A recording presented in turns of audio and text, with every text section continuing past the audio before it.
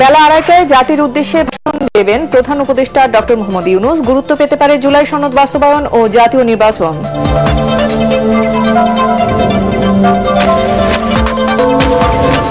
মানবতাবিরোধী অপরাধী শেখ হাসিনা সহ 3 জনের বিরুদ্ধে মামলার রায় 17ই নভেম্বর। সর্বোচ্চ শাস্তির প্রত্যাশা চিফ প্রসিকিউটরের।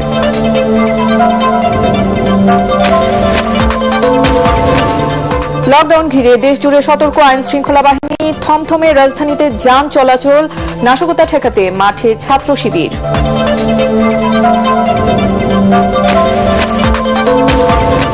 বিশৃঙ্খলা সৃষ্টি করে নির্বাচন ঠেকানো যাবে না, মন্তব্য আমির খসরুর। ফ্যাসিবাদী শক্তিকে ঠেকাতে বিএনপি সহ সব দলের সাথে ঐক্য চায় জামায়াত।